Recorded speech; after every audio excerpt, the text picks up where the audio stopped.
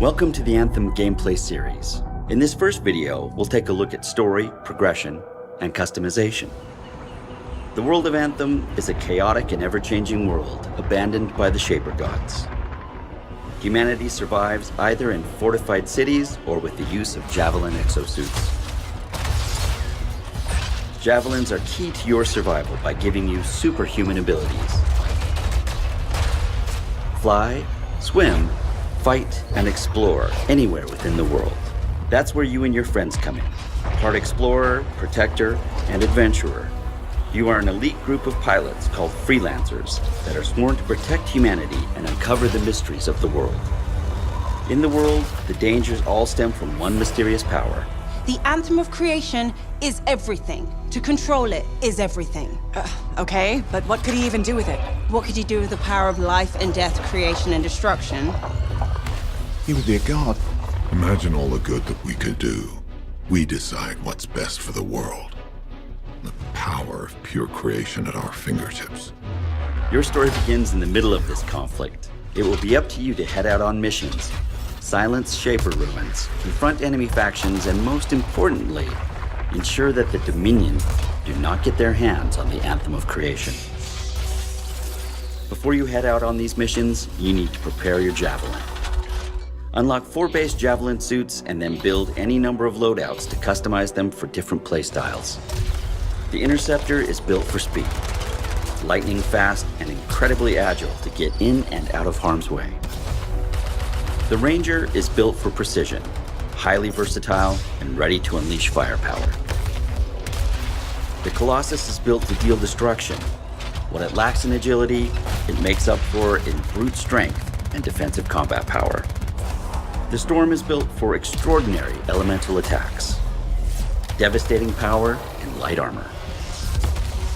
No matter which javelin you choose, your loadout can be customized and augmented to match your gameplay style. Your javelin ability has everything to do with the gear you use. Your gear score is the indication of how powerful your javelin is. Each javelin has the following slots: 2 for offensive gear, 1 for support gear, 2 weapons, 6 components, and 1 ultimate power that is unique to each javelin type.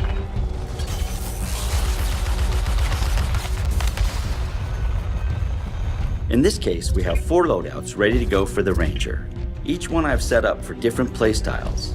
Let's have a look at my team support specialist. We are using the Venom Darts and a Frost Grenade for offensive gear. This will be great for applying ice and acid status and for setting up combos. For support gear, we are using the Bulwark Point, which places a spherical shield in the battle. For weapons, we have a Hammerhead Assault Rifle and the Semi-Auto Sniper Rifle. One will give medium range damage, while the other allows for fantastic long range damage. For my 6 components, I have a selection of items that will help keep my weapons at maximum performance. Before you head out, you have a choice on a number of objectives and ways to play.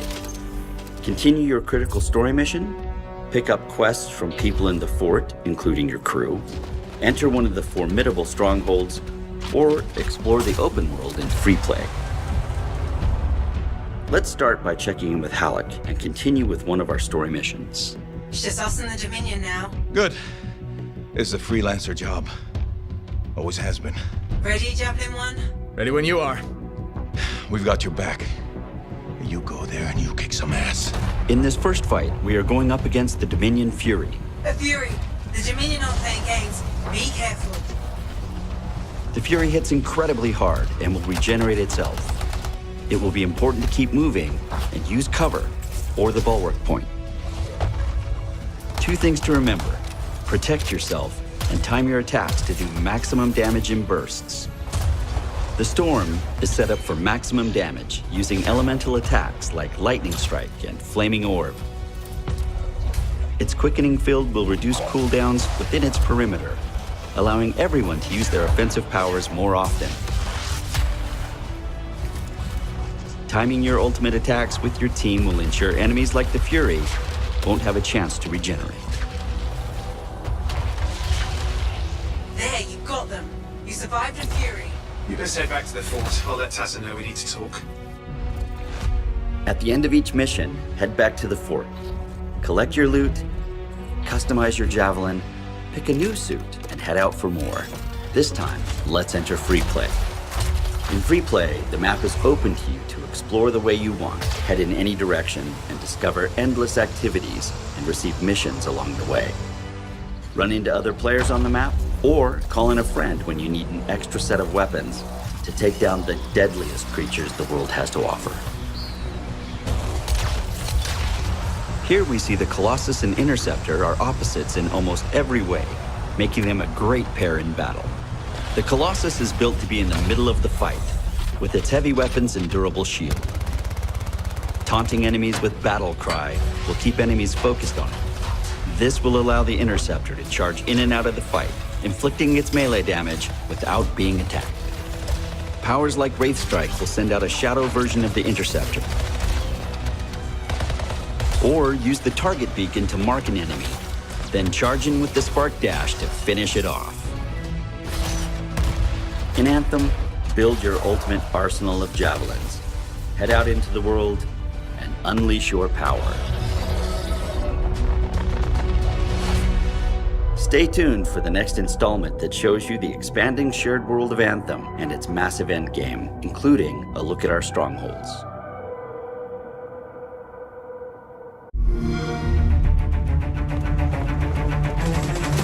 Welcome to the Division 2 Agent Briefing, Dark Zones and Conflict.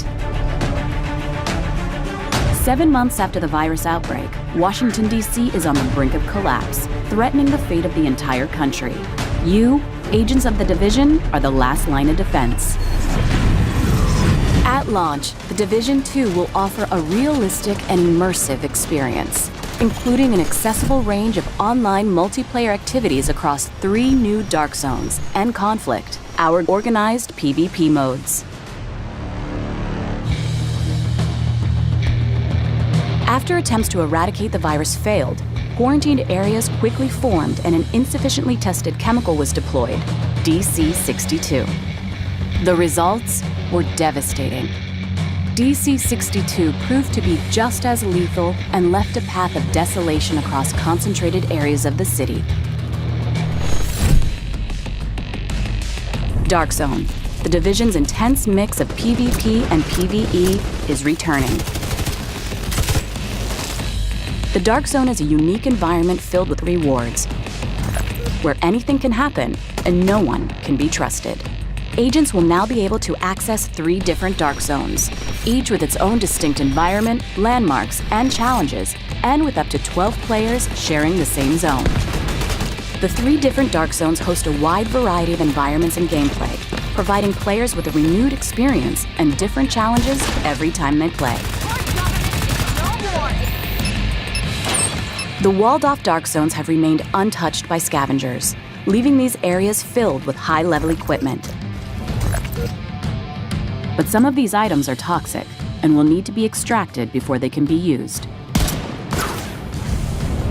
Agents can obtain equipment by clearing landmarks, taking down enemy factions, or securing supply drops, but also by embracing new ways to play as they turn against other agents. This is classified as going rogue.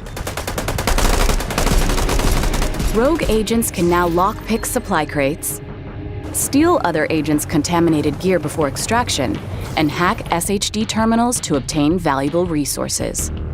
But some still prefer a more radical approach, at the risk of becoming a target of their own. There are now 3 different rogue statuses that present players with a variety of ways to combat other agents in the Dark Zones, whenever they choose. Dark Zones are an experience where players need to balance risk with reward. They are normalized environments where all players have the chance to succeed. Automated turrets guard the entry points and protect newcomers from predatory rogue agents and enemies. This gives players the freedom to engage in their very own playstyle without being overpowered by veteran agents.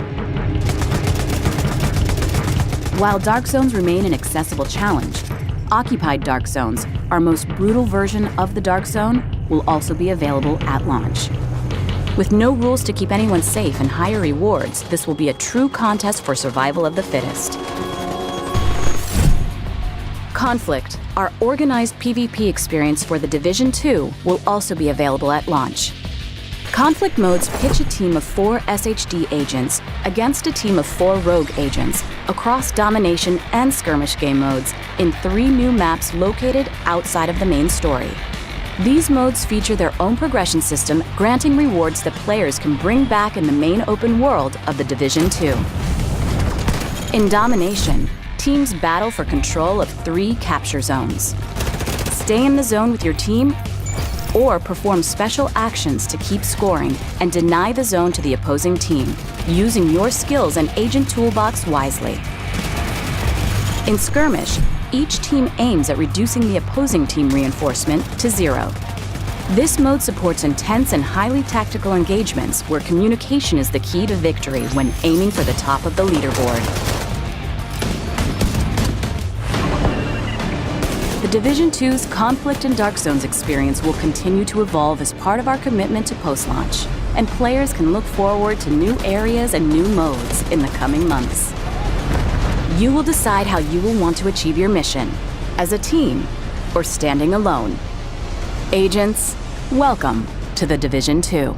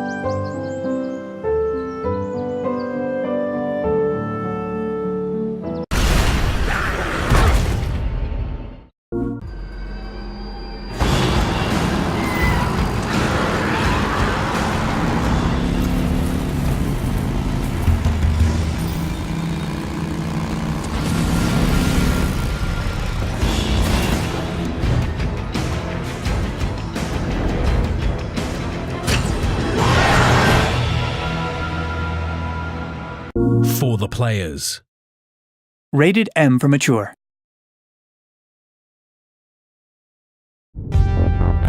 Your ship is like an ark, and the crew is the most important part of your endeavor.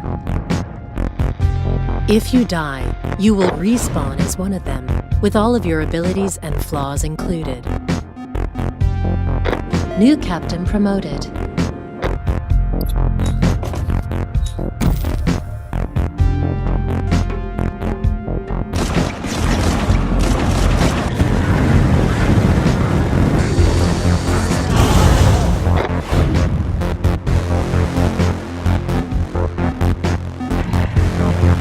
New captain promoted.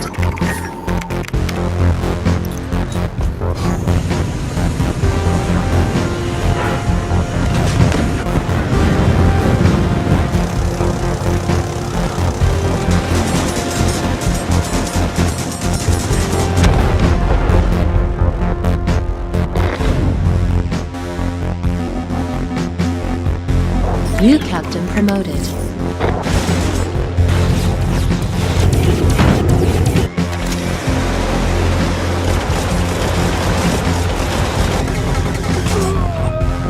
New captain promoted.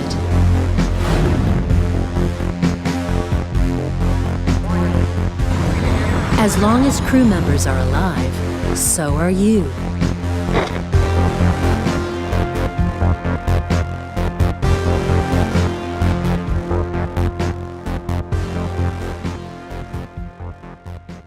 Peggy 12.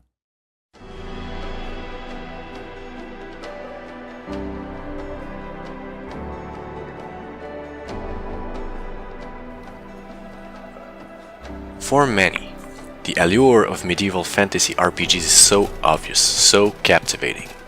This idea of living in another world, somewhere more hostile, more magical, more intense than our real lives, is a powerful escape. While visiting such a world, we want to believe. The illusion breaks down when the game reminds you constantly that it is a game. That is what happens when the game is always giving you freebies. Go venture in the wilds, but don't worry, you're half dragon. You're the chosen one. You're the lost child from a prophecy. Nah, we want to scale back things so that you live in a fantasy world, but from the perspective of an ordinary human being with no superpower and no game developer guiding you at every step. This is a game for those who aren't afraid of being vulnerable, for those who want to own up to their mistakes and feel the sting of their failures. Who said that adventuring should be easy? Who said that you, the player, can't do it on your own? Even ordinary people can do extraordinary things. In order to make the adventuring life more human, the threat of combat shouldn't be your only worry. Hunger, thirst, exhaustion, these are all part of the deal when you travel untamed lands. It also wouldn't make sense for a normal human being to get out in the cold of winter without furs and have a warm fire. It wouldn't make sense to run around the desert in a large, fully plated armor either. This is part of the vision behind Outward. The story isn't about you being some central mythical figure. The obstacles aren't about single-handedly crushing armies. That's not what adventuring is about. Outward is about making you live in a medieval fantasy world that feels more real, more human. Yeah, it's harder, but we, the devs, we know you're smart. We trust that you can do it, and the rewards will be earned, not handed to you.